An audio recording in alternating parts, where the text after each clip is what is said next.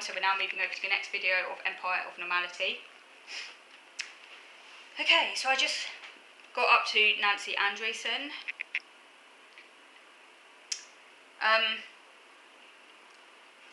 Jen Chapman talks about a range of studies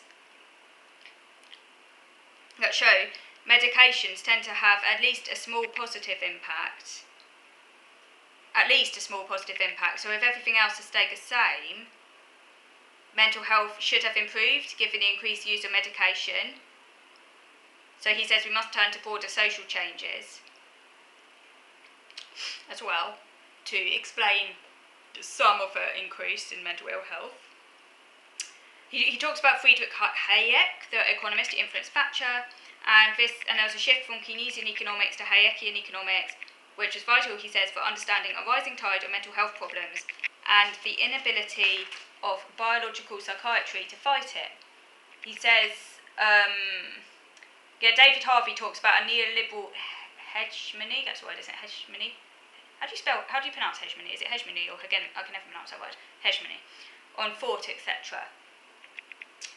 And also, there's a social theorist called Mark Fisher who talked about capitalist realism, which resulted in constraining thoughts and action, which made capitalism seem like a natural and only possible way of organising the world. For Thatcher, poverty was seen not as a structural problem, but an individual one, suggesting that poor people don't know how to budget, and that they had an individual personality defect. And Chapman talks about the worsening of mental health in connection with rising inequality. He mentions a book by Ian Ferguson from 2017 called Politics of the Mind, Marxism and Mental Distress, which I'd like to read at some point. He talks about the intensification of work-related stress, and he says that austerity has also been associated with suicide. He says that the biomedical approach, by only treating symptoms, was unable to stem the rising tide of mental illness.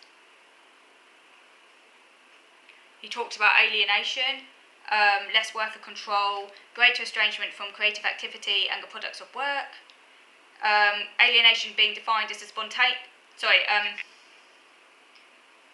this is a quote from Marx now. The spontaneous activity of the human imagination operates on an individual independently of him. So that's the definition of alienation according to Marx. It operates as an alien activity, belongs to another. It is the loss of his self, essentially. That's what alienation is. Chapman also talks about the mass rise of reliance on emotional labour. The sociologist C. White Mills, has talked about the personality market, and this became much more central in economic relations following a shift from manufacturing economies to service economies. For example, friendliness. In order to further a sale or something, you must always have a smile on your face, resulting in an increasing alienation from an aspect of yourself. Smile may never happen, like fuck off. That's what I say to someone who says that to me. Fuck off. In actual fact, one time someone actually did say that to me, and I actually did the opposite of what they said, but it was like this grumpy old man. He said, smile, it may never happen, and he was like really rude, and I basically went like this to him. I basically gave him the exaggerated smile, but almost like an aggressive smile. Like basically my passive aggressive way of saying fuck you when I couldn't say fuck you. But he actually laughed when I did that, so I don't know. So it always seems to be a certain type of man. I don't want to stereotype because I'm sure but it does seem to be a certain type of man who goes, smile love, it may never happen. It's like the rudest thing you can say to someone. Like you don't know what's going on in someone's day. Like someone could have literally died or something. But whatever's going on for that person is just so rude. So some people just have, I do sometimes have a resting bitch face, but that's when but that's usually when I'm like deeply in thought. You know, it doesn't mean I'm angry or pissed off or anything, but that sure makes me pissed off when someone says smile it may never happen. That certainly makes me angry. God. Yeah, it's rude. Very rude indeed. But yeah, this increase I think it's because some men seem to think that women should always be smiling. Or something. What is that on the floor? Sorry, I just noticed some wood lice. Don't know what I'm doing. Okay.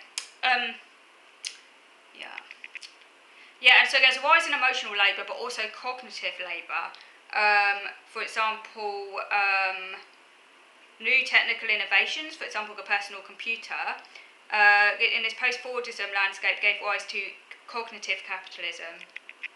And since 1975, the object of accumulation consists mainly of knowledge.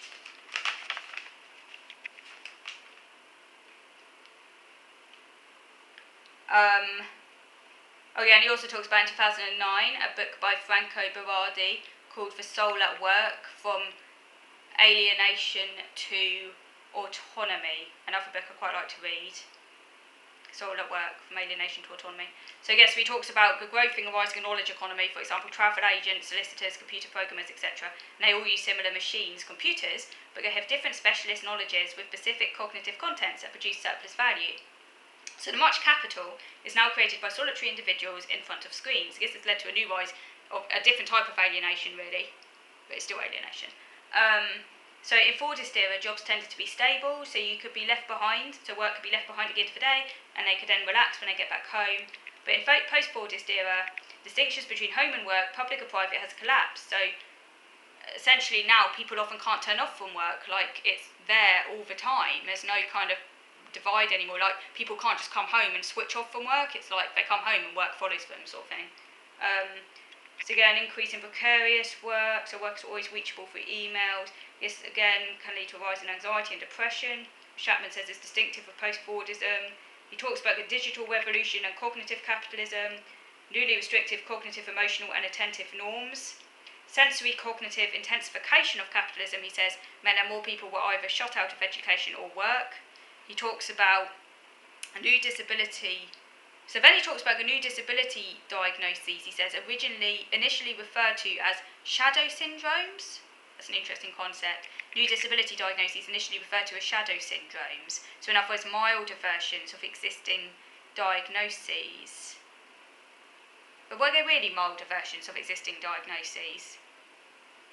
I'm not so sure about that. That's a whole other topic.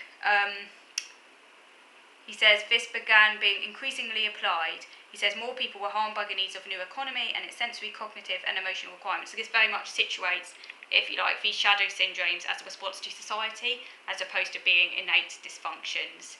And he says he even includes autism in that. But again, I don't really agree with that. I sort of feel like a lot of it is just increased awareness and also increased knowledge of different types of autism. I mean, maybe it does apply if you have autism very, very, very, very mildly, but it certainly doesn't apply to people like me. I don't have a shadow syndrome. I have a very real disorder and it's got fuck all to do with society. But anyway, okay, I'm going to stop there and I'm going to come back to this next time. So, thank you for watching.